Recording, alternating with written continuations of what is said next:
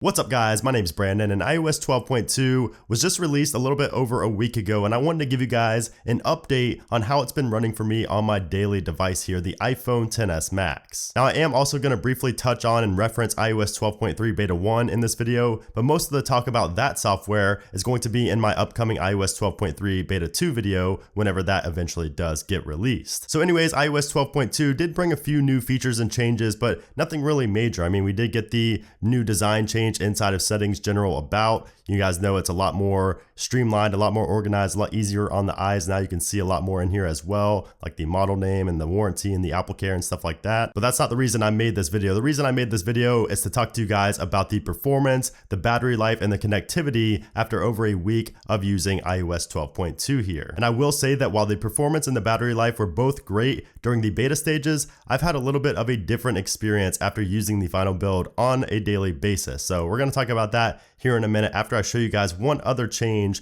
that I did notice here in iOS 12.2 that I never mentioned in my initial review video. And that change actually occurs inside of the wallet application. So I actually finally set up Apple Pay here on iOS 12.2 and I did notice some of the nice new changes in the software here. Now I haven't used Apple Pay a ton, so I don't have the recent transactions and everything like that, which is a change here in 12.2 as well. But I did notice something when I go onto my card, we go to it right here. If we click these three dots and we go to info, you can see we actually get some options now for call and website. So for our specific card, we can just call or go to the website straight from within the wallet application, which is really convenient. And I really like that new feature here. And you can see kind of the whole UI is a little bit tweaked as well. And I really like the look of the wallet application now in iOS 12.2 and going forward. Now I will also be getting the new Apple Card, which I'm sure you guys heard about, especially if you're following me over on Twitter. So I can't wait to see how that integrates with the wallet application in iOS 12.3 and then eventually in iOS 13 coming on later this year. But yeah, aside from that, I already covered pretty much all of the new features in iOS 12.2 in my first review video. So now let's discuss the real reason, like I said earlier, that I'm making this video. Let's talk about the performance and the battery life and then also the connectivity. So as far as the performance goes here on iOS 12.2, I must say, and I just hate to say it, but it hasn't been the greatest for me on my iPhone XS Max. I mean, I tell you guys these things, you know, how it's such a good software and the performance is so good. And it really was. I mean, throughout all the beta stages, and even on the final build on day one, it was good. But after using it for a week, I don't know what happened.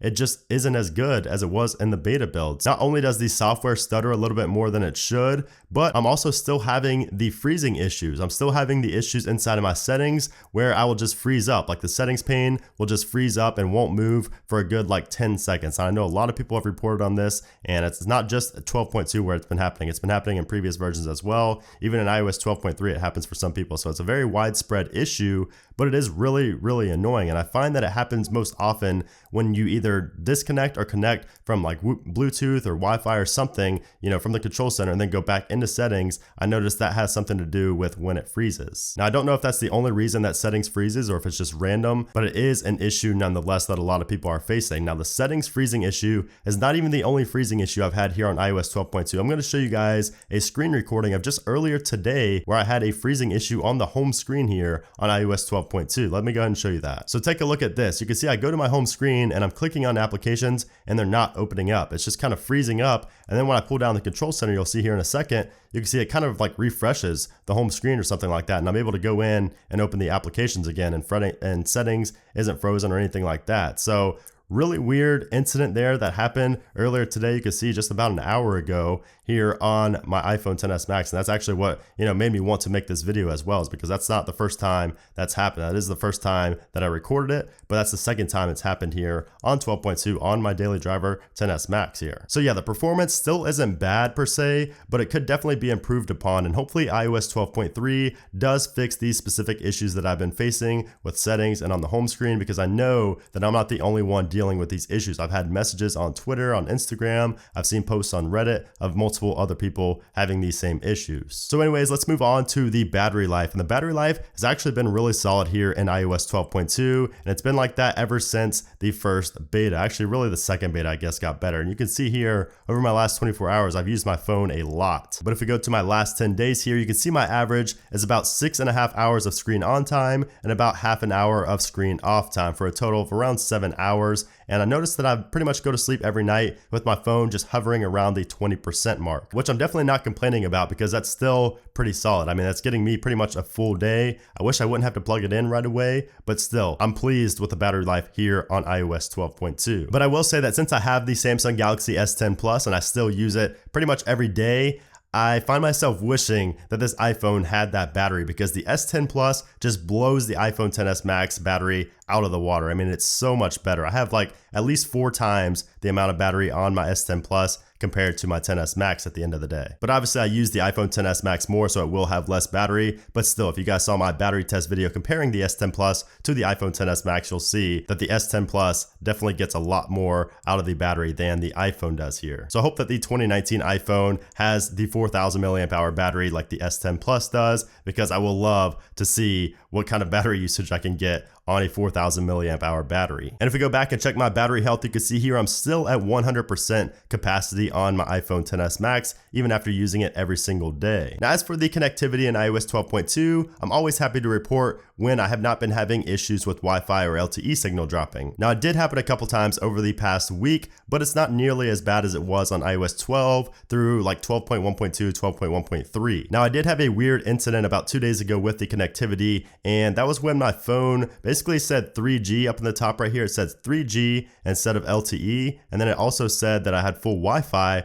but nothing was loading up in Safari. When I was web browsing, nothing loaded up, so basically I had to go in here, toggle on and off airplane mode, and then it fixed itself. It showed LTE again, and Wi-Fi was fully working again as well. So I don't know why it didn't just say no signal and didn't just drop the connection. It basically went down to 3G, but even my phone didn't even have 3G, so I'm not really sure why it did that. So that was a really weird connectivity incident I had here on 12.2 a couple days ago. But other than that, it's been really solid. I have not really had many issues at all. So if you've been having issues with connectivity, whether that be LTE, Wi-Fi, Bluetooth, whatever, updating always seems to help with connectivity. So try updating to 12.2 if you haven't already. If you have, you may want to consider updating to iOS 12.3 beta 1. So overall, I am pleased with iOS 12.2 after about a week of using it, but the performance does annoy me a lot here on my iPhone XS Max, so I will definitely be updating to iOS 12.3 beta later on tonight to see if it does get better or not, and of course I will update you on that later on as well. So yeah, that is my overall experience here with iOS 12.2 after using it every single day for over a week. So let me know what you guys think about iOS 12.2 down in the comment section below. How's it been running for you? Have you been having issues? Have you been having the same issues as me?